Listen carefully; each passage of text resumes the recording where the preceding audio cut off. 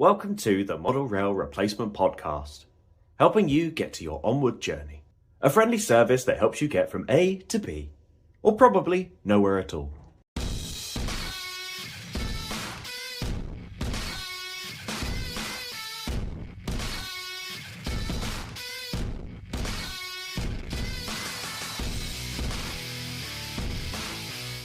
Hello and welcome to the Model Rail Replacement Podcast, or as we are now remembering to call it every week, MERP.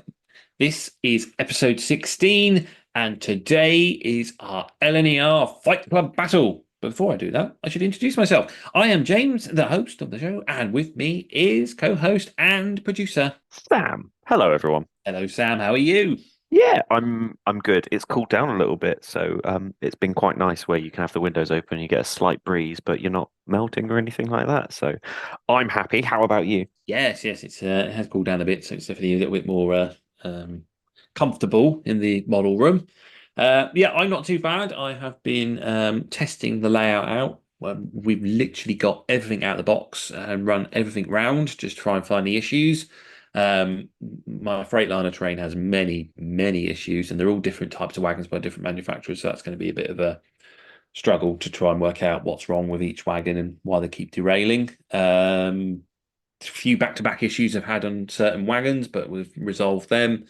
And then we've discovered a couple of more problems with the track work, particularly a set of points in the corner of the fiddle yard, which are okay for the Curious Cow 66s. They don't seem to mind it. Any Bobos are okay with it, but any other sort of Coco Loco, even the tender steam engines, do not like the curve. I think it might just be a little bit too sharp, so it's all derailing there. So that's something that's going to have to be looked at. But I've put that on the back burner for the moment because I've been doing a lot of layout building. And I thought I'd actually do some modelling. So this week I took a very old Eurostar set that I picked up for about £30 from House Models, and I am butchering it and chopping it up to make a new mutated version of cutting the coaches and sticking the cab on the end, and then going to make like a new modern unit for my Rail Adventure HSTs to drag around the layout. So they've got some work to do. So yeah, it's a bit of a mashup, but I think it looks quite cool. But I'm not revealing any pictures just yet. And yourself, what have you been up to? I've been mostly up to weathering for other people. Haven't done anything for myself, I'm afraid. I've been doing some more of the O gauge stock for Patrick Lane.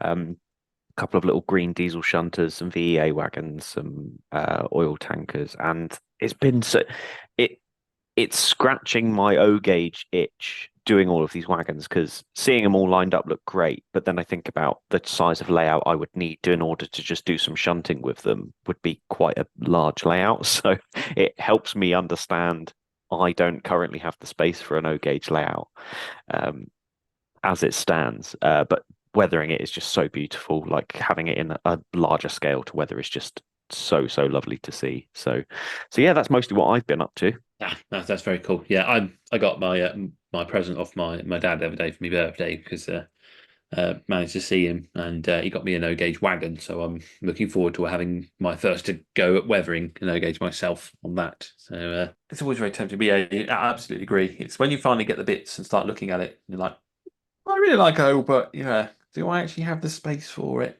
Is another question. But Yeah. we'll have to see. I know that I bought a book from the Gauge O Guild, which was basically small layout plans that you can have a look at and try. But even then, I think you're looking like minimum of 8 feet. So maybe the garden is the place to go, but we shall see. So I think this week a little better than last week for news, but that's mostly because this week's news was last week's news, but we didn't, get it in time.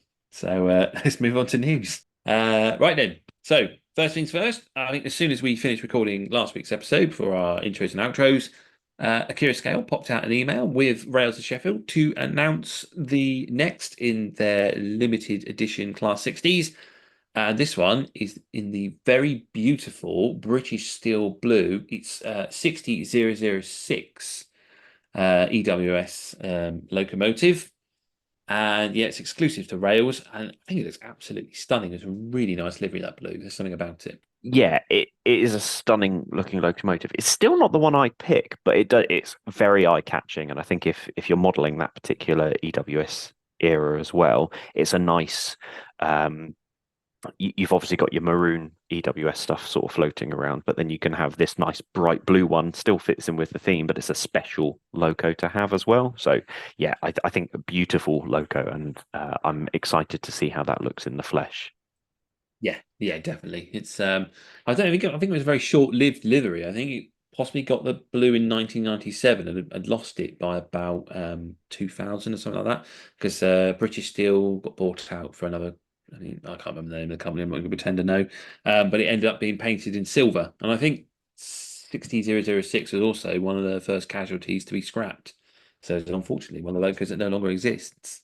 That's a shame. Um, yeah, but yeah, it's a very, very nice loco, and like you say, it'd be quite interesting, especially if people model that era, because you'll have the mixes of your load hole repaints, your trans rails, your main lines, some of the BR subsectors that still manage to wriggle through. And like you say, with the maroons of EWS, it's such a colourful era at the start of privatisation.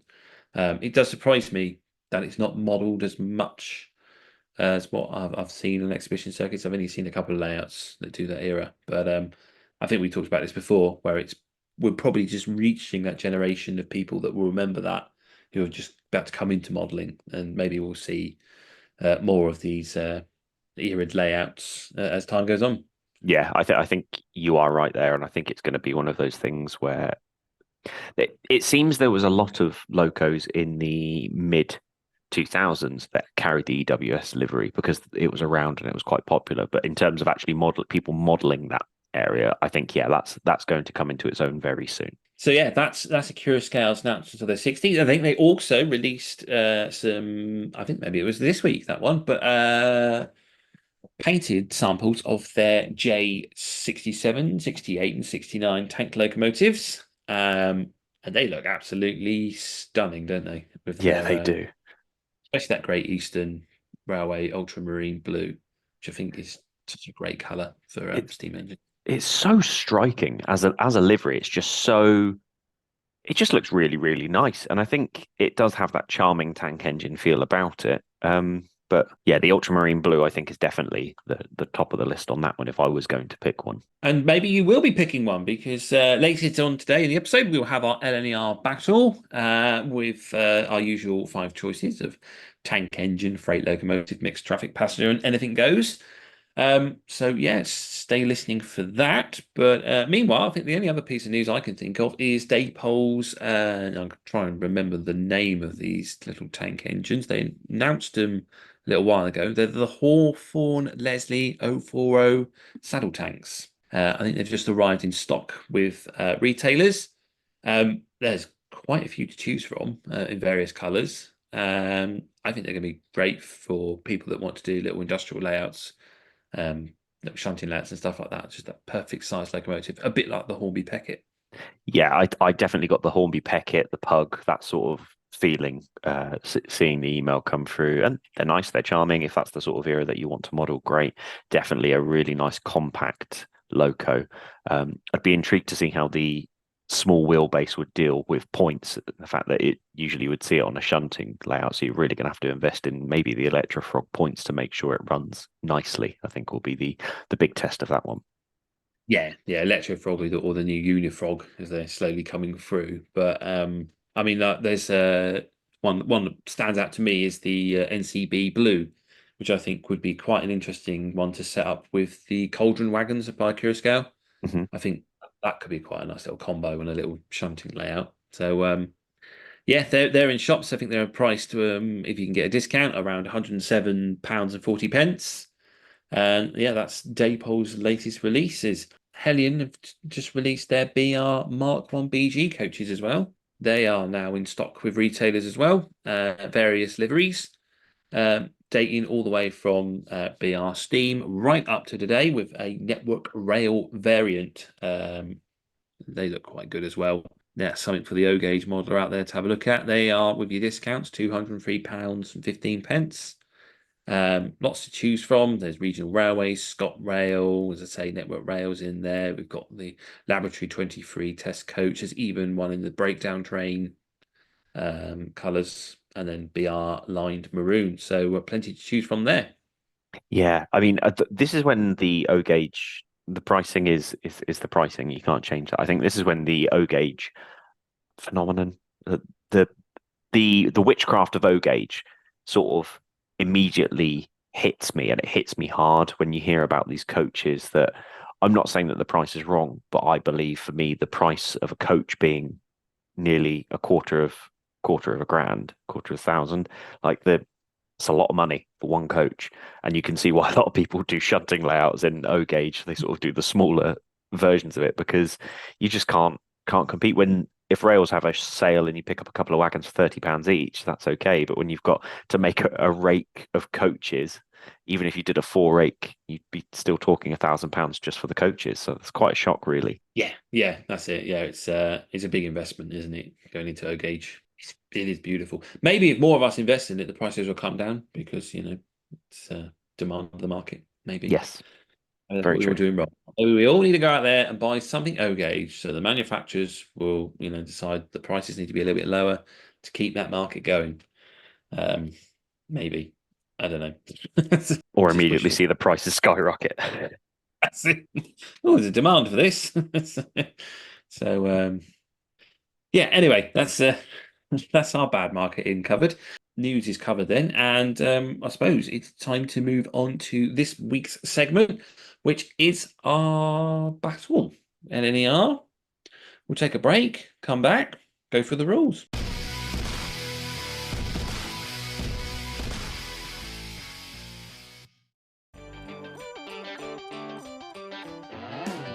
Look at that! You see that there?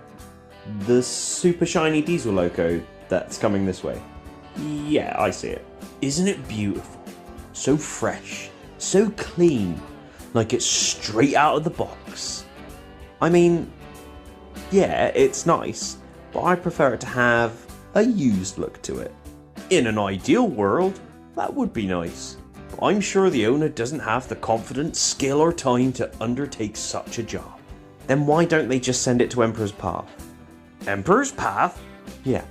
SBJ has years of experience in model railways and wargaming, the ability to meet your weathering needs, and works with you during the whole process to ensure the project is how you want it, not like it's come through a factory.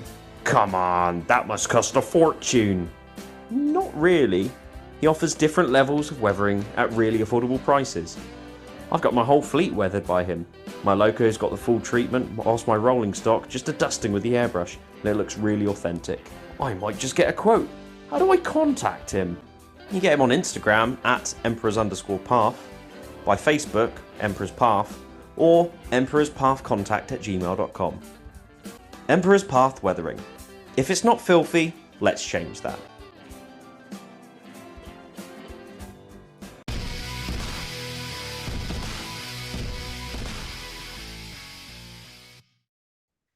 Well, here it is, round 3 of the Battle of Best Locos. This week is the turn of the LNER.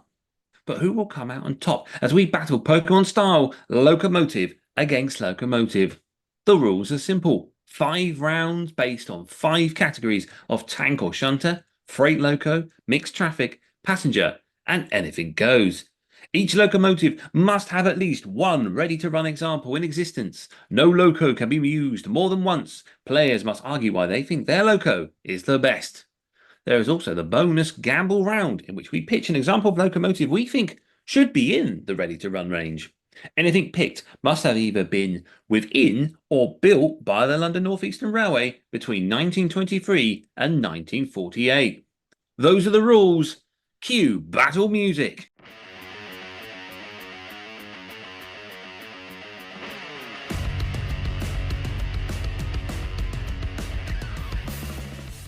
Round 1 then is tank, locomotive or shunter.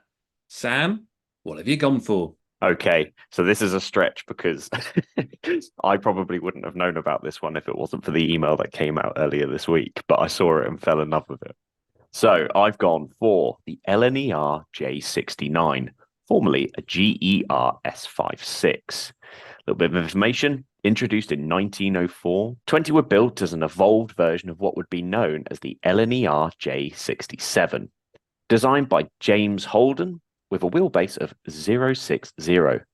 The Class S56 were a development of the Class R24, or the LNER J67, being almost identical apart from higher boiler pressure and larger water tanks. 20 were built in 1904 at Stratford Works. They were used as shunters and on suburban trains known as the Jazz trains. The most famous on there was the Liverpool Street's Pet Loco 68619. Models produced, Acura scale. This is technically not out yet, but the fact that we have a ready-to-run model right on the verge of coming to us, I've cheekily gone for this Loco. Rules on that. James, what have you gone for? So I have also gone for Great Eastern vibes, and I've gone for a very well-known one, and I think many will love this because of what the basis Loco became, and that's the J70 tram engine, which was introduced in 1903. There were 12 built. They were also designed by James Holden with a wheelbase of 060. The Class J70s were built to deal with the heavy harvest trains that the Great Eastern Railway G15, or later known as the LNER Y6 trams, which basically were just an 040 version of this engine, were struggling with. They could be found on the Wisbech and Upwell tramway or at the docks of Great Yarmouth and Ipswich. They were all withdrawn by 1955, but remain in the public consciousness by the fame of Toby the tram engine. They are produced in 00 gauge by Rapido, and then there are also Toby variants that can be adapted. So there's an N gauge one by Bachmann. There was a one in 00 by Hornby, but I wouldn't use that. It was massive. And Bachmann also had a 001, and then there's a G scale Toby as well by Bachmann. So yeah, that's my choice. I did also consider the J69. It's a very nice locomotive. Had another double check, and I was like, I saw the tram engine, and I was like, do you know what? You can't beat a Toby the tram engine. That was my opinion. Anyway. I'm going to be keeping up with appearances here in the sense that immediately going to fold. It hadn't even occurred to me until I saw your list that the J70 would be an option in this, but it completely is. And I think it's iconic. It's beautiful. I think it has that essence. I think why I like it has that diesel essence to it as well. I know it's still a steam locomotive, but it does have that. I mean, it's got the box ends. It looks like a brake van with a motor in it, effectively. The J69, I think, is a beautiful, beautiful little locomotive, but it does have that same thing that a lot of the tank engines have had, which is that 060 tank engine. And there's such minor differences between all of them. It sort of feels a bit samey, and I feel like the J70 breaks that mold on it. So some of the models of this that are out are fantastic. You do have the option of having them with the side bits on there, so you can hide the wheel configuration. But I do think them without the side guards do also look really charming as well. So I think whatever your personal preference is on them, I think you wouldn't go wrong having one of these models on your layout because it's such a beautiful loco. No, yeah, I really like them. It's still on my to buy list for my heritage line. I think I will get a J70 tram engine at some point. But yeah, I mean, I really do like the J69 as well. I think it's a wonderful looking loco. And I think it was supposed to be the basis for Thomas the Tank Engine, but the artist drew him wrong. And that's how he ended up being an E2 with the extended tanks. Mm. I'm sure it's either the J69 or the J50. It was one or the other, because the Reverend of Audrey made a little wooden model of it, and it was based on one of those LNER locos. So had it been, maybe you could have swayed me more by saying this is the basis of Thomas. But I've played the Toby card, and yeah, it was. There's quite a few nice tank engines within LNER. I struggled to narrow it down until I sort of had that eureka moment of going, why don't I go for the tram engine? But yeah, there's the Northeastern, I think it's the J72, and as I say, there's the J50. Then you've got like the Thompson L1 for the larger tank engine. That's quite a nice one too. So, but yeah, I thought just not give you even a fighting chance with this one. Agreed. I mean, you win this one hands down, in my opinion. The 69 is great. However, the 70 tops it for me for the fact that it's iconic whilst also having that delicate charm to it that you don't get with some of the other tank engines. So yeah, completely agree with this one. Cool. Right then, let's move on to round two. So that will be, I've put these things in a more logical order this time. We're going to go to freight engine.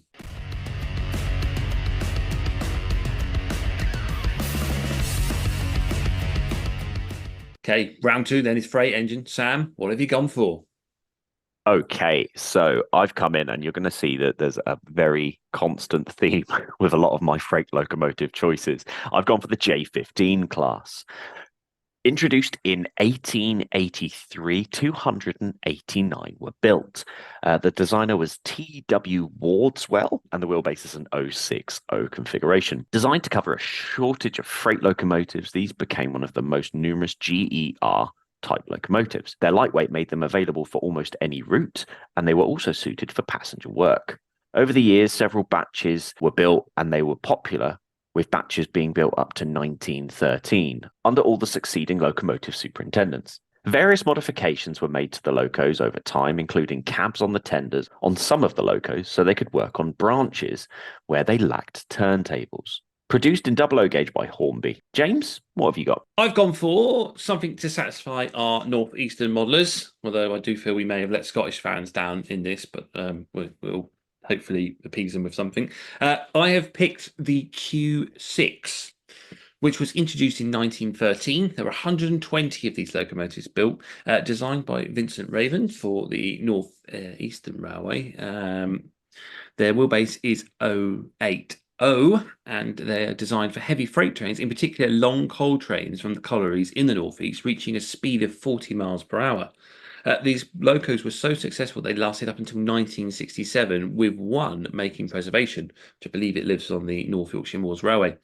There's only one ready to run model, and it's an 00 gauge by Hornby. I was tempted by the Great Eastern again because I'm quite fond of the Great Eastern, but I thought I'm going to, the LNER is quite spread out. Let's have a look further afield, and that's why I've gone for the Q6, which I think is quite a curious looking locomotive, but it's got its charm. Yeah. But I do like the J15. I always, yeah, it's quite a smart little, for such a small tender engine. It's got that charm about it. So I'm quite hard pressed to choose between the two, and the J15 was a consideration because obviously I got to pick first, but I was just trying to satisfy our friends in the northeast. It makes sense. And I'm for the first time, I'm not gonna throw slander at your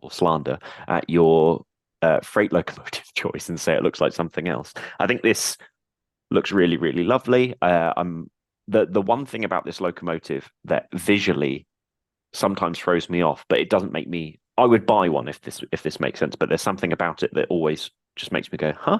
And it's that it always looks like it's missing a front bogie. Of like the little wheels at the front. It always looks like whenever I see a model of this, I have to double check whether it is the Q6 or whether it's a loco where the front two little wheels are broken off it, if that makes sense. It does look unbalanced, doesn't it? It's without that, that leading pony truck does throw the mind because you're so used to seeing a truck there. So obviously the purpose was for balance and to guide the wheels around curves and that, and then you've got this 080. But then, I suppose that's the same as there's one of them. There's an LNWR one as well. I think it's G6. I'm trying to think off the top of my head, but that's an 080 as well, and that has that same look. Of you expect it to have the leading truck and it doesn't. Yeah, But I mean, I think if you shrunk the boiler down a little bit so that it sat more over those front wheels, it would feel like a really, really beautiful looking engine. And I'd put it in. I think if that small change had been made where the boiler was slightly shorter so that it didn't sit like it was about to fall off the edge of a cliff, I think I would put this in possibly the most beautiful loco in your list. But it's that weird. My mind can't get over the front bogey truck being missing to make it like the automatic winner. However, I'll also throw some slander on the J15, only in the sense that if you look at a side-on picture of it, I think it looks quite funny in the sense that the tender is almost the same size as the actual main section of the engine as well. And I think it looks relatively cute because of that. But it is one of those, it's another one of those weird visual things where you can look at it from the a slight sort of front side angle and it looks okay. But if you look at it dead on the side version of it, the tender and the loco are almost exactly the same size. However, I think the J15 has a touch of class. And the reason I think it has a touch of class is because that funnel on it, for some reason, makes it look like a Victorian gentleman wearing a top hat. And that is why the J15 should win this round. Because he's wearing a top hat. Yeah. So we've got the working class locomotive from the north that's doing all the hard work, keeping the country going. And you've gone for boss chap down south because he's got an axe. I mean, I didn't really have much to throw. I like you, I really like both of these. You just brought class war into the podcast. I didn't think you could get any worse than upsetting the Great Western, but no, you've gone and done it. I have no retort for that. I genuinely think this is possibly one of the tougher decisions out of all of the ones we've done so far, in the fact that they're not the heavy hitters that you sort of see at the end of the episode, but this is definitely two really beautiful freight locomotives. And I think it could go either way as to which the winner could be. And I quite like the fact that with the Q6, I think there's a black and white photo of it where it must be painted in the green of the LNER. And I think this is where I'm going to hand it over and say you've possibly won this round. It does look like, after the research that we were doing and the Googling we were doing during Mitch's interview episode, it does look like some of the narrow gauge Queensland locomotives that they have, the steam ones. And I think that's what makes this such an interesting and iconic loco. So I think I'm going to have to hand it to you that the Q6 wins this round. Okay, that's interesting. I thought you would fight a bit more for the J15 there. Because I was going to say it is tough between the two. I think they're both really lovely locos, and they both. I mean, we look at it from a modelling point of view. They've both got advantages and disadvantages, and I think the J15 has that little edge that it's a suitable tank locomotive for a very small layout. That you could get away with having a little station with one coach or whatever, and you can model. And if you want a tender engine, tender engine's more suitable. Whereas the Q6, as described in its description, this is a heavy freight locomotive. This is for your big mainline layouts. It's not really going to be seen on a little branch line. But yeah, I'll take that. I'll take that if you're going to concede. Yeah, I keep looking at the photos of the two, and the easiest way I can gauge between the two, if I had to pick one that I was going to purchase, regardless of price, I'd pick the Q6. I think that is the easiest way I can say this. I really like the J15, but I also think the Q6, if I was going to pick up a model of this, because that is at the end of the day what this is about, if I was going to pick up a model, I'd pick up the Q6 over the J15. Yeah, there's something about it. It's cool. Right, that's the freight round over with. We'll move on to mixed traffic.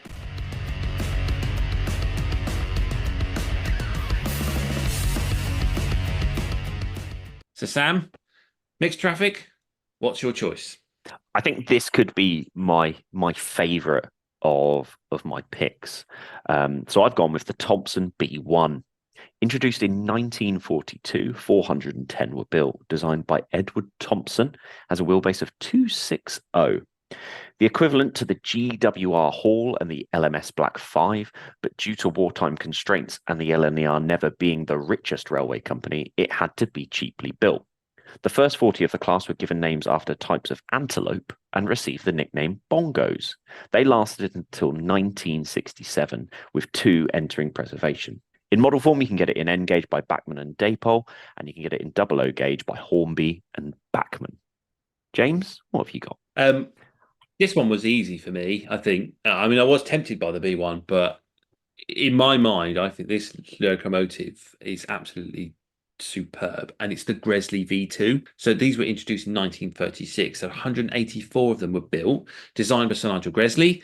Their wheelbase is a 262 Prairie, and they are one of the very few 260 262 locomotives in this country that were designed as a tender locomotive. I think there was a couple of others, but they weren't in such numerous as this one. So yeah, they were designed for express mixed traffic work. The most famous of the class is 4771 Green Arrow. They were powerful engines, and during World War II, they were known to pull trains of up to 20 carriages, and the most notable working was of 26 carriages between Peterborough and London. That's a massive train. They were even some of the class transferred to the Southern to cover for the bullies whilst they had their ongoing issues looked at, and at least one of them made it to Swindon as well. It was there for a little while, so they did start to spread their wings and go beyond region. Model-wise, they're available in N gauge by Graham Farish and in OO gauge by Bachmann. I think this could be another tough one as well because the B1 is a lovely. I'm not a huge fan of Edward Thompson's work. What he did to the P2s, I think, is criminal.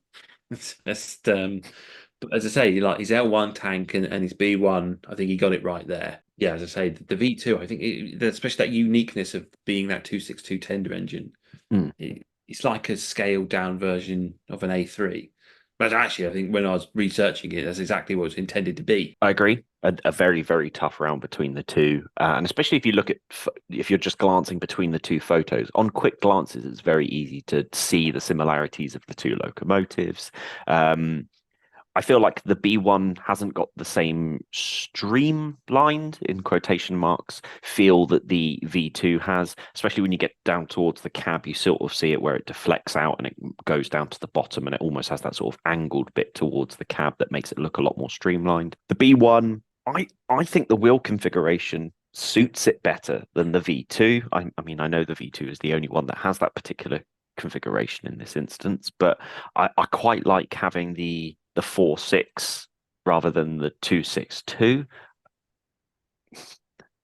If I had to pick and I was going to purchase one, in this instance, I would say I'd pick up a B1. That would be my choice of which one to pick up. But once again, they're both very nice looking locomotives. I think I might be fooled by some of the pictures on it, but I feel like the B1 is just, it looks that little bit smaller and it feels like it could be suited on a heritage style railway, whereas I feel like the V2 is a big loco, and I might be being no, you're absolutely right. So when I was researching for the episode, the LNER info is an absolute gold mine of a website for obviously LNER info, and has everything you need to know on there, really. It was far more useful than going through the usual Wikipedia articles. And yeah, so on it was route availability. The B1 had a lot more route availability because obviously it had to be lightweight, so it could be used on the Great Eastern side of LNER because Great Eastern had very light bridges. So it was very restricted for what could and couldn't travel over it. So that's why you'd never see Gresley's A3s and A4s venturing that way. They were just too heavy. I have a feeling that the Hush Hush made it to Ipswich. And I think that's probably the biggest locomotive that ever went that way. So yeah, the B1 had a lot more route availability, was a lot more widespread. And yeah, the V2 was very much limited, I think, to mostly the main lines between Scotland and London.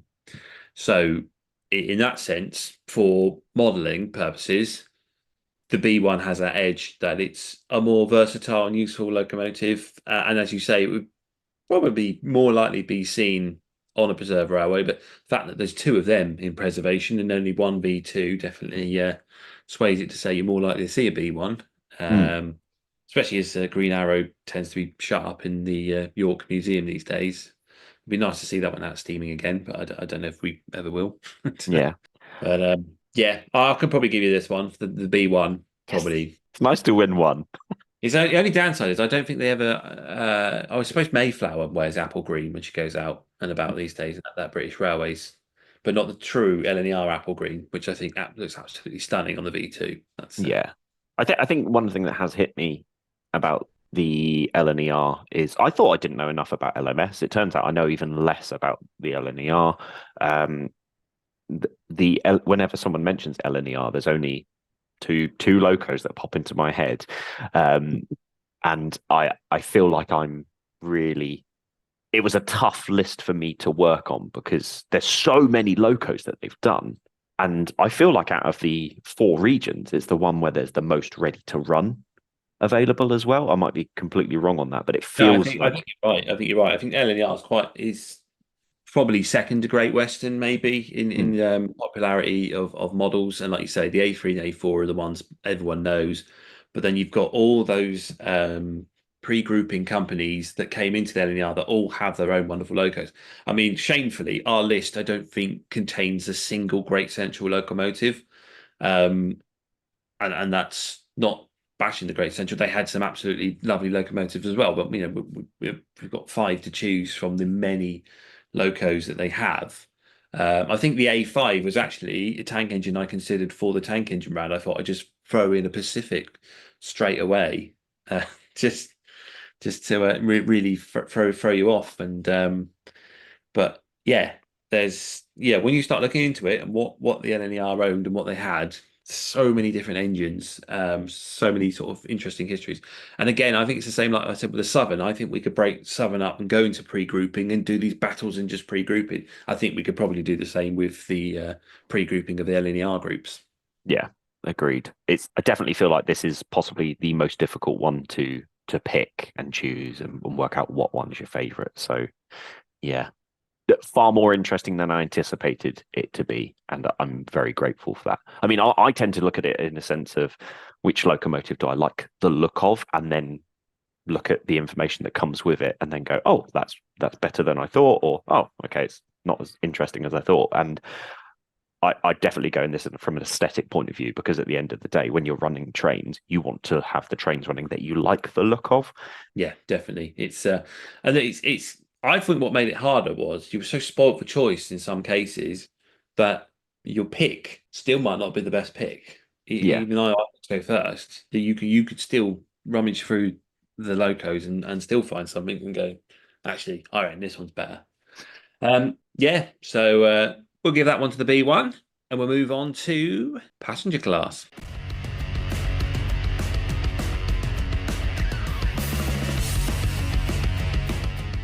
So, Sam, what passenger engine have you gone for? Okay. I've gone for the D49. Introduced in 1927, 76 were built, designed by Sir Nigel Gresley. The wheelbase is a 440, and when the LNER was formed in 1923, Gresley concentrated on his A1 design for the heavy and fast passenger services, which was met by 1925. Something was needed for the intermediate express service to replace aging North British and Northeastern designs, and to supplement the existing Atlantics on the lighter routes that the A1s could not run on. The result was the D49. Not the most popular design, particularly with Scottish crews, who also thought they had been designed to replace the North British C11 Atlantics. The D49 were withdrawn by 1961, and one survived into preservation. Currently available in double O gauge by Hornby. Yeah, your D49 did surprise me because I found this probably the hardest round because there are so many great passenger locos to choose from. You've got like the likes of the B12, the B17, the C1 Atlantic, the P2, Peppercorn's A1, but I've gone for the one that I think looks absolutely gorgeous. I think it's the best of well, I mean, Peppercorn only did 2, but I've gone for the A2. So the Peppercorn A2, because obviously there's various A2s. It all gets a bit confusing. You have to get the right engineer behind it. Mine was introduced in 1947. There were 15 built. They were designed by Arthur Peppercorn with a wheelbase of 462. So this loco, it just scrapes into the category because there's actually only one built by the LNER of the 15. The rest were built by BR. The design was influenced by Thompson's A2 stroke 3 design. So I told you there was more than one A2. It's very complicated when you start looking into LNER stuff. But it was like a less stretched out version of the loco. And then there was some Gresley influences in the design, such as the V-shaped cab. And they were very successful replacement to the P2 on the Edinburgh to Aberdeen route. So I think elsewhere the Great was a bit too large, and they used to be quite heavy on fuel. But on that route, they were very well suited. So bar the first loco, which was named after the designer, after Peppercorn, the rest were named after racehorses, and the most famous of these is Blue Peter, which is the only survivor. Model Y's N gauge, we can get Graham Farish, and in OO gauge is Bachmann. So yeah, I was very surprised to see you pick the D49. It's kind of an iconic Hornby model because I think it's been around since the 70s, Mm. but I don't think they've ever upgraded it. I'll be really honest. The first thing I thought when I saw this logo, and here comes the Sam that we all know and love. The first thing I thought was this is a school's class without the deflectors. And I think Hornby were thinking along the same lines as well, because the basis of the D49 was what they used for their Edward model. They just took away the cylinders. It's such a garish model because it's got this massive gap in it now. yeah, I think we spoke about that yesterday, off air, and we said about how the Edward model is possibly, I'd argue, one of the worst Thomas adaptations that Hornby ever produced. Terrible model. It's so bad. Yeah, we did talk about it yesterday, and the fact that the front pony truck, the wheels don't turn because the weight's pushing down on the connection, and then the bar between the tender and the cab tends to bend too easy, so then the loco gets picked up in the air because I think it's still tender driven. And yeah, but then removal of the cylinders on the outside just leaves that massive gap. It just looks awful. But you know, the boy's happy to run it round if it does go round. Sometimes it doesn't. I think this is one of those ones that looks far better in the green than it does in the black that you see. I don't think it can beat a peppercorn though. Like the A2 peppercorn, and I can see exactly it's got that look of it is late in the game. It looks so much like a lot of BR locomotives, and for the better. I think it's a stunning loco. I like the deflectors on it. I like the fact that in the various different colors that it comes in, it looks absolutely stunning. Yes, the D49. It's a nice. I think it's a really nice looking loco. It's got that small charm to it. You can see there's a theme with a lot of the ones I pick, and I prefer some of the smaller locomotives over some of the really large ones. And I just think it's nice, but I think the A2 Peppercorn just has that iconic look of this is a big English. I tell you, the A2 Peppercorn looks to me the quintessential, when you think British steam locomotives, this is definitely the idea, not necessarily exactly in this guise, but when I think British steam locomotives, this is the guise that it comes up in. And I think the larger and some of the really famous ones do have this look to it. And I think that's why it's such a popular design. Yeah, I think it's that point of evolution in the LNER design phases that you've gone through Gresley, you've gone through Thompson, and Peppercorn's now taken his own spin, but he's taken the influences of his predecessors and has brought out what I'd say was the ultimate LNER locomotive. It's taken all that technology, all that design, and brought it together into something which I think looks absolutely gorgeous. Mm. Yeah, it hurts my soul to say it. I think you've won this one as well.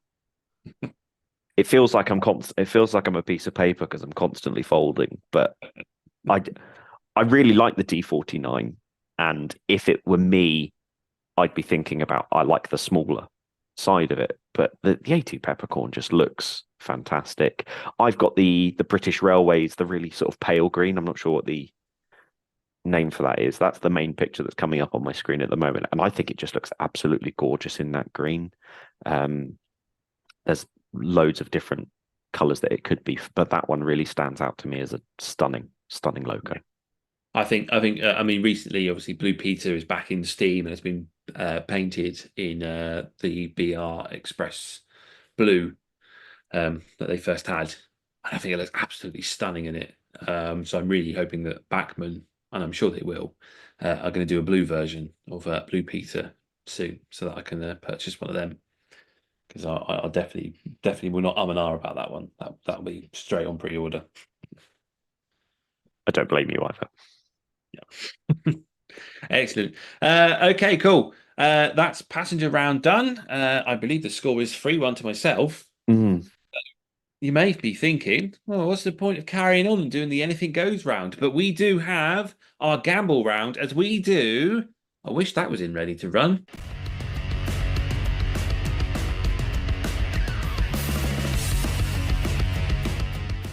Okay, so yes, we are now going to move on to the I wish that was in ready to run round. And this is a bit of a gamble round. So the rules of this are, if you so wish and you feel confident enough, your choice of what you'd like to see in ready to run can level the score so that we go into the final round on evil pegging.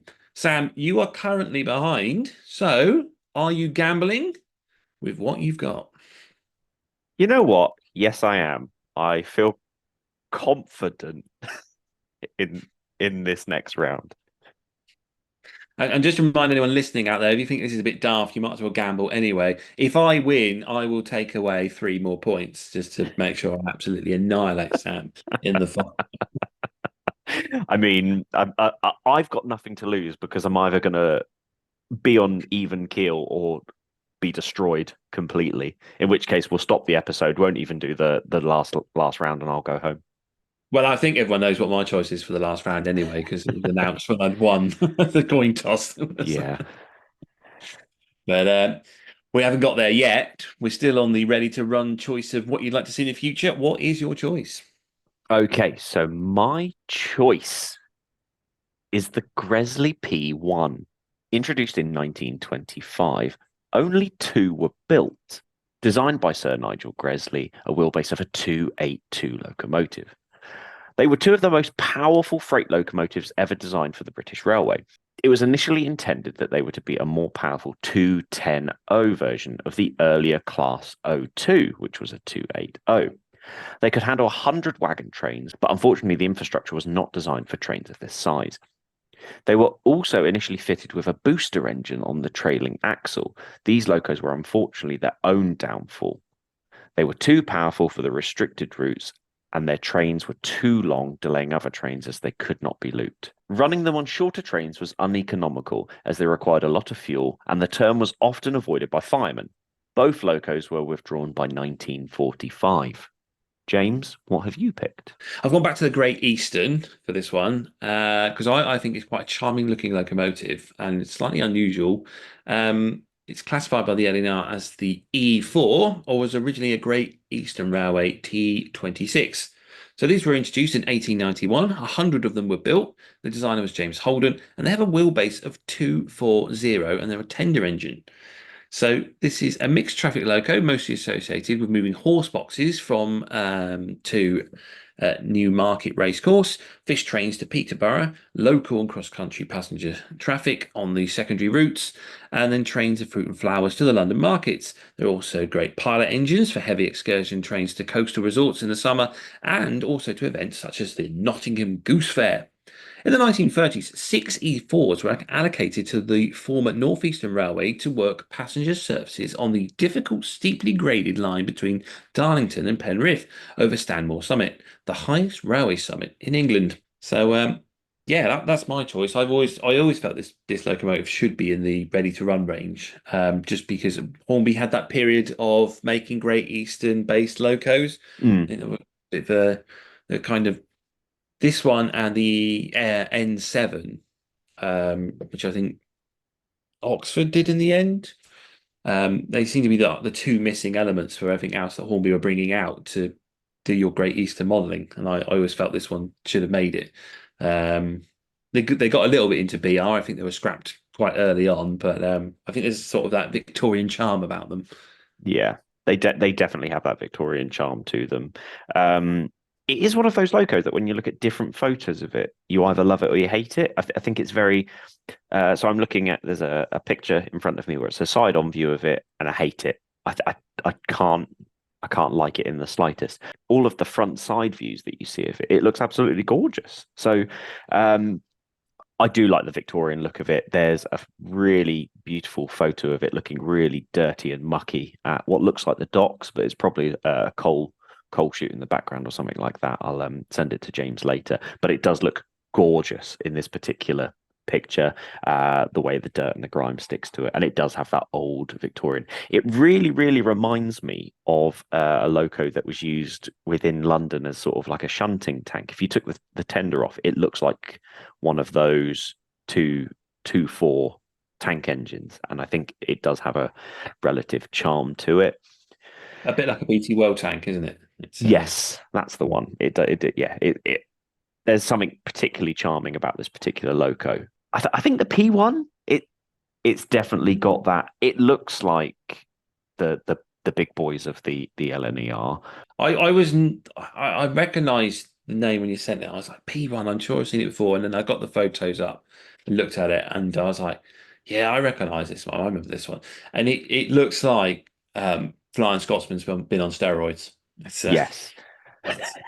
That's the best way. It looks like stereotypically a lot of the European steam locos had hundreds of wheels, like a lot of the smaller wheels on them, whereas we tended to go for larger wheels, and it was only a few locos like the 9F where I can really recall having that small wheel configuration. And it looks like Flying Scotsman's done loads of roids, lost its legs, and now they've put him on a different wheel configuration. And I think it looks really, it's one of those large freight locomotives that I think looks really, really good pulling the rakes of wagons in all the pictures. I think it looks like if a Flying Scotsman decided to be working class. let's put it that way. He looks like Flying Scotsman decided that I'm going to become working class family now, and I love it. I think it looks absolutely outstanding. And for me to say that about a very large steam loco, I feel is out of character, but it does look really charming. Yeah, I looked at it and I was like, I like that. I do like that. I think it looks. I think it'd be really. It's a shame it didn't make it into the BR era, because I think it's a really interesting locomotive, and looks wise. There's something about it, and then like you say, like that booster engine on the trailing axle. So I had a read up on that, what it actually was and what it did. And it was essentially, yeah, it's like there's an extra steam to that back wheel to give it the extra power, so it could accelerate away, or if it needed to climb a hill. The only downside of it, obviously, was, as you mentioned, it required a lot of coal and steam to do that, and the firemen had to do a lot of work, so that they tended to avoid doing their turns on that locomotive. Can't blame them. No, I feel that this would have suited maybe a different region better. It's the kind of thing that would possibly, I might be speaking out of turn, I feel like it would suit other regions. I think the landscape that the LNER had was what let this loco down. And I feel like if you'd moved it to somewhere else, it would possibly have performed a lot better and done a lot greater things. I'm curious, maybe it might have been better on the Great Central portion of the LNER. And I'm not sure. I know they had their Garrett as well. So they had experimented with a couple of big engines, but yeah, it's unusual, isn't it?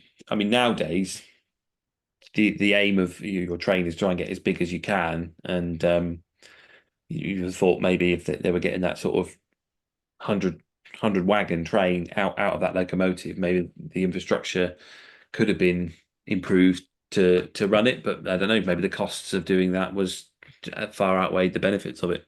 Mm. But yeah, for model, I think for when companies are looking for those niche, unique models that everyone likes to buy these days, I think the P1 is definitely a contender for that. Mm. I think what's weird is, I think me personally, I would prefer to own an E4 locomotive looking at the photos, because it would suit how I like to operate better.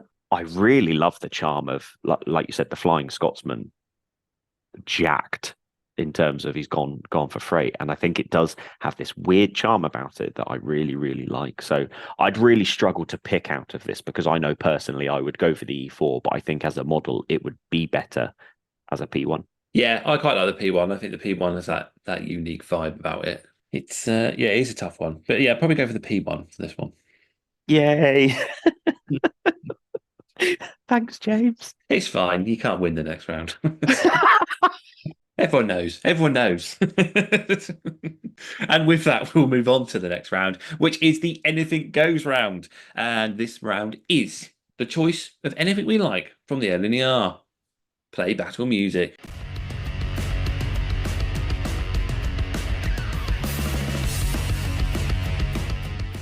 So, Sam, obviously this is not a fair fight at all from my choice, but what did you try and win with anyway? So, for my anything goes round, I've gone for the Class Y8 or the. No, I'm only joking. Well, I was backed into a corner really. My only defense is a Gresley A1, A3. Upwards battle here. Introduced in 1922, 51 were built and designed by Sir Nigel Gresley. A 462 wheel configuration, originally designed for the GNR for express passenger trains. They became the LNER flagship loco for many years. The change in classification from A1 to A3 came with the fitting of a higher pressure boiler. The locos were world record makers, and the most famous of which was the Flying Scotsman, being officially the first locomotive to reach 100 miles an hour. The models come in Graham Farish and Dapol in N gauge, Hornby in TT, Hornby in double O gauge, and then there was a Hattons and Helgen partnership where they had an O gauge version of it. So, James, what have you gone for?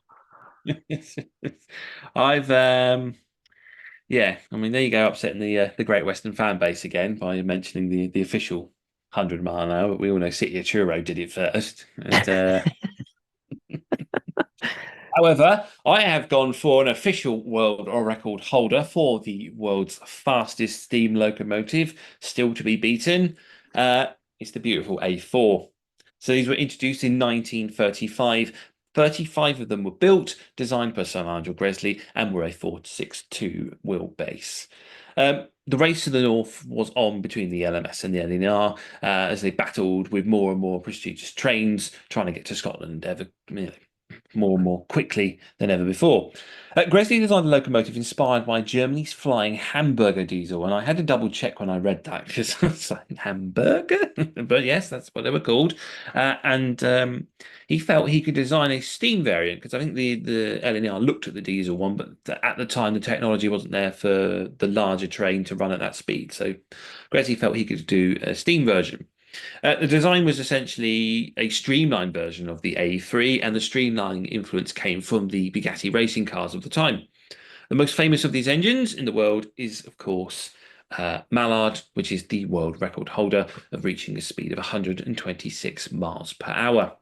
Model-wise, Graham Farish, Dapol, Mini Trex, if you look back, have all done these in N gauge. Hornby have done their TT gauge version. Then in OO gauge, Hornby, Dapol, and Backman have all ventured into this market. And in O gauge, Hattons have teamed up with Hellion to make a O gauge version of the model. Yeah, I mean, we all knew I was going to pick the A4. I said it when I won the coin toss. We all knew it was going to be the A4. And I don't think you can beat an A4, to be honest. I think they're one of the most beautiful engines in the world. See, I'm gonna really, really upset people, and this is not as intentional as it may seem. I'm not doing it to annoy people. I'm doing it because I really don't think the Mallard is that good looking. And I can hear you physically slapping the microphone right now. I know. I visually just can't. I can't love it as much as other people do. I get the fact it's a famous engine, but unfortunately to me, like I really want to love it as much as other people love it, and unfortunately I can't. But at the same time, there's a reason why the two first TT train sets that came out were effectively the Flying Scotsman and Mallard under different names. Let's be honest, there's a reason. However, my biggest opening argument to this, which may save me, if you have the ability right now, Google, go into your search engine, and what I want you to type is world's most famous steam locomotive. And if you're sat at home, and I'm going to leave small pause for dramatic effect, the locomotive that comes up on that list is the Flying Scotsman. Yeah, and it's overrated. See, I mean, I could easily fold. I could easily just sit here and fold at this because that's what you're expecting. You're expecting that I can't beat the A4. I mean, I think this is this is where it really comes down to a personal preference. And whilst I don't think I could necessarily win this, because I don't love the Flying Scotsman as much as everyone else does either. I mean, I think it's a lovely loco, and I've got to take a trip on the Flying Scotsman, like, and it's beautiful. It's just not my aesthetic. The LNER in general is not my aesthetic. I don't love it. But I appreciate that both the A4 and the A3 are gods amongst the train world. There's a reason why when you say to people who don't know trains, what trains come to mind, and there are three that always come up in conversation are the Flying Scotsman, the Mallard, and the Hogwarts Express. So that gives you a rough idea of how popular these two particular locos are. And I'm going to say Flying Scotsman and Mallard because that's easier for me. That's the recognition, that's the branding that we've been had drilled into us for so long. I think I personally, I mean, you watch an A4 on the main line streaming along. I've seen both of them. I've seen Flying Scotsman. I've seen A4s. There's just something about that streamlined look, the whistle, the sound from it, another argument to say that whilst Flying Scotsman might be the world's most famous engine, that's just because he just got better PR company. Was there's 6 A4s left. There's only one A3 left. They were definitely, I'd say, more loved by the public by the fact that they went out their way to preserve 6 of them. And granted, 2 of them got sent to Canada and America as gifts, and probably that's what saved them. But the likes of Bittern, Union, South Africa, Sir Nigel Gresley, these are well-loved locos that still go out on the main line. People still flock to see them. And I just, the A4 is the evolved version of the A3 at the end of the day. It is the A3, but it has that streamlined case in which, the A4 is based on the Bugatti car, and the Bugatti car is a beautiful car. And, it's all that, especially for that period of that 1930s, of that wonderful age just before, the dark times of World War II. All this Art Deco and everything coming through, and it's got that iconic image. As you say, I think any steam enthusiast, doesn't matter what railway company you're into, you must have a soft spot for an A4. I mean, I intend to get an A4 for my 00, my rail tour. It's just finding the right one at the right price, because I mean, at the moment is the Hornby 00 die-cast ones that are like £350 or something that I just can't quite justify. So I'm just waiting for the right loco at the right price, and I'll get an A4. But Flying Scotsman, I think, again, I think the A3 looks better with the German style smoke deflectors. I think that gave it slightly better look. But I know not everyone would agree with me on that. I know not everyone's a fan of them, but I quite like them. But maybe it's because it was that German style that made it quite different to all the other smoke deflectors you see on the British network, which are just usually just plain flat, and this thing had a bit of shape to it. I think she looked best when she was in her LNER livery with the German style smoke deflectors back in around 2014, when she was running around then, or whenever it was.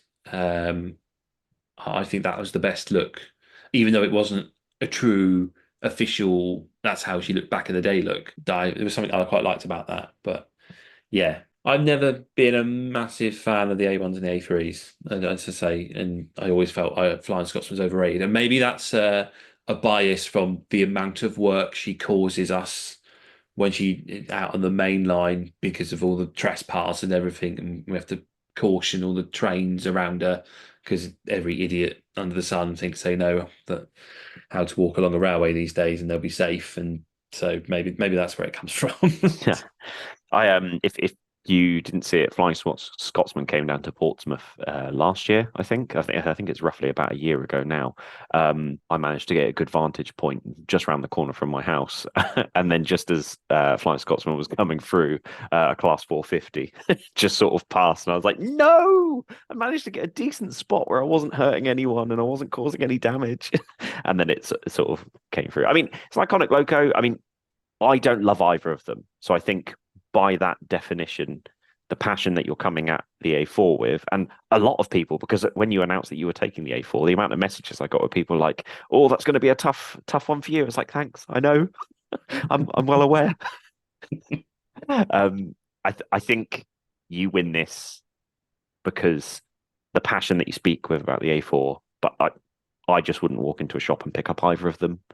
Would I have it if somebody brought one and we played trains at my house and someone had it running on my layout? Would I like it? Yeah, I'm sure I would. But I couldn't really back either of these. I couldn't spend my hard-earned money going and picking either of these two up. I think is the hardest point for me. And I know that's going to upset a lot of people. And I'm not being deliberately offensive in this. I'm not trying to offend people with my choice of trains and what locos I like, but I just wouldn't go in and pick up either of these. So James, folding, but I think you win this one. Sorry. No, I had two more in my back pocket because I mean my other argument for the A4 was also it's we went for a trip to York Museum when I was a kid, and they used to have a chap stand round the loco and he'd tell the story of Mallard breaking the world speed record, and then he'd take you up into the cab and he'd show you how to drive it and fire it, and that was sort of one of the memories that stuck in my head. Although I was always quite envious because my brother was in front of me because I was a nice big brother and I let my little brother go in front, which was a big mistake because he got put in the driver's seat. There was some other kid in the fireman's seat, and so I didn't get to sit in Mallard. And that's been the story of my life ever since because my brother now gets to drive trains and I only get to signal them. So there we are. That's foreshadowing there. But also, if I asked my boy, he'd pick an A4 over an A3 every time. He absolutely loves A4s. So two more arguments I was going to throw in there, but not needed. Yeah, sorry. I know when I'm beaten. And the thing is, I know in real life, I know far more people who prefer Mallard over Flying Scotsman. If I had to pick, if I was sat here and I got the choice, I would still pick the Flying Scotsman over Mallard out of the two. But I appreciate it's got its charm, and yeah. I mean, you're wrong. I mean, I'm always wrong. Everyone always tells me how wrong I am. That's fine. I'm sure we can do a third rail battle at some point, and you can win that one because I wouldn't have a clue. And it's all right. Neither do I. Excellent. That'll be interesting. So yeah, that's been the LNER battle. Sam has been absolutely annihilated. I've gained 3 extra bonus points there. They mean absolutely nothing. We haven't got a league table or anything like that, but it's all just fun of the game, really. And our next round then will be GWR, the last of the grouping groups to go through. But I don't think that'll be until season 2 because we are almost at the end of season 1. But before we do that, Sam, do you want to do a coin toss and decide who's going first on the GWR round? Okay, so I've got the coin flip ready again. I believe as I lost, I get to pick. Yep. Okay, so I'm going to go for heads, clicking the flip a coin. Yep. Did I win? James won the coin flip again. The force is with me. I was willing. I think the GWR is going to be the toughest fight thus far. Yeah, definitely. It's gonna be a hard one. Quite a few choices there, but particularly tank locos, because I know there's 2 tank locos that we both really love, and it'd be very, very hard to choose which one's the better one. Yeah, but that'll be season 2, people. So yeah, keep that in mind. We will return, but until then, we've still got the rest of this show to do. So let's take a break, and we'll return after that.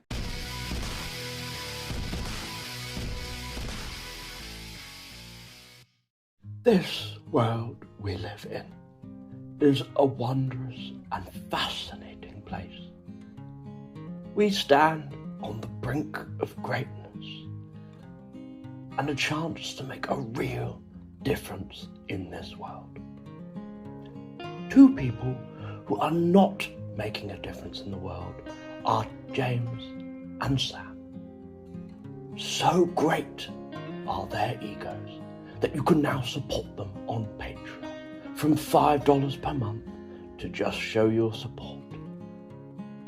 You too can watch the model railway world burn under their narcissistic natures.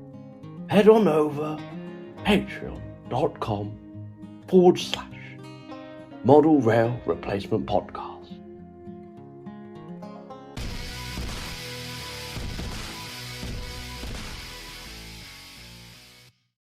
And we are back, and that was our third battle of the steam locomotives. Well, as I said, steam, we do allow anything built by that railway company in the pre-group era of 1923 to 48 to be allowed in there. Another victory for myself. Next time will be Great Western, but that won't be until season 2 because we actually only have 3 episodes left for this season, unfortunately. But it takes a lot of time to make these podcasts, and talking to Sam every week, it gets a bit tedious after a while. So we've decided we're going to have a little break, maybe like a Ross and Rachel style break when Sam finds out I'm doing a podcast with someone else. Who knows? But that's the GWR battle will return. Season 2 will return, but until then, we still got a few more episodes. We've got another interview upcoming. That will be with Triss from Double O'Neill, so that's one to look out for. We have one more topic of discussion, and then we have a very special episode for episode 19, but nothing said more on that one. In the meantime, Sam, I think you might need to make an apology to one of our other guests. Yeah, apologies. So if you listened to Mitch's Models interview on the first day it came out, there was an error in part of some of the stuff that got said. I missnipped an episode, and unfortunately one of the bits that I was trying to remove, I left half of the conversation in, to which it made it sound like Mitch didn't know what he was talking about, which if you listen to the episode, you'll know that Mitch does know what he's talking about. So a big apology to Mitch. I did go in and amend the episode. So if you've listened to it, it was after the first day, and chances are you don't know what I'm talking about, but I did make a big mistake. So Mitch, I am terribly sorry. It is now fixed, and hopefully you do not seem like you don't know what you're talking about. Also, to anyone else, we've had a few messages, and YouTube tends to do this every now and again. If you're looking for the podcast on YouTube and you can't find it, it randomly makes it private. It doesn't notify it's done this. So we have no idea until someone sends us a message. So yeah, if you are looking for the latest episode and you can't find it, just drop us a DM on Instagram, and we will then go and have a look and try and find out why it's not appeared on YouTube. And that is usually the reason. So as we talk YouTube, I suppose we can move on to our social media shout-outs. Do you want to go first this week, Sam? Yes. So I'm going to go with Horsehay Railway Modeler. That's Horsehay Railway Modeler. Done it to me again. I was going to pick that one, and I changed my mind last second. Sorry.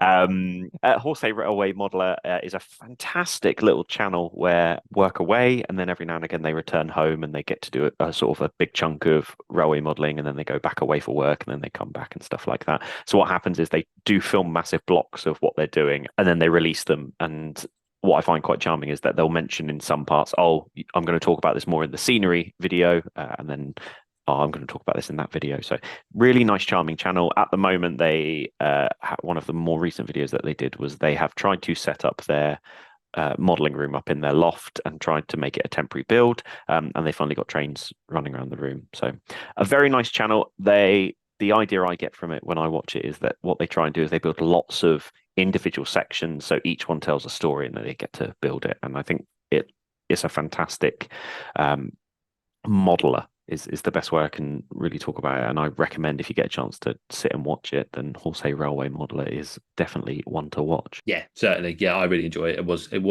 going to generally pick that one today, but I opted for something else in the end. For no other reason than it just came to me that I remembered this channel and I thought I'd give it a shout out before I forgot about it. So my choice for this week is called Angry 7, which is not the most railway name, but it's a great channel. Now, it's not the biggest. It's 1.39k subscribers. It's got 64 videos on there, and they appear every now and again. They're not your usual YouTuber who tries to get something out every month. However, when they do come out, they are great to watch. Most of these videos are just essentially layout running sessions, but if you are into modern era, diesels of all kinds, 60s, 60s, 56s, 70s, HSTs, all that. They're just great videos to watch. They're usually about 6 to 10 minutes long, so they're not going to take up your entire day. But yeah, I really enjoyed watching the trains run around. It's a wonderful looking layout. And yeah, I recommend Angry 7 for some inspiration as well for your modeling layouts and getting a few ideas. Fantastic. I've given them a follow, and I look forward to watching those videos later this week. Excellent stuff. So that pretty much wraps us up for today's episode. But before we go, Sam, how can people find you? You can find me on Instagram at Emperors_Path, or you can also find me on YouTube at Emperors Path. James, how can we get hold of you? I am Western Signalman on Instagram or YouTube, Western Signalman at Outlook.com. But don't forget that we both share a Instagram account for the Model Rail Replacement Podcast. You can find us there at Model Rail Replacement Podcast. You can email us at modelrailrp@outlook.com. And that's pretty much it for this week. So thank you very much for listening. And hopefully we've been entertaining, informative, and have replaced your model railway, if only just for a little bit. I've been James. And with me has been Sam. Good night. This service terminates here. Please ensure you take all of your personal belongings with you.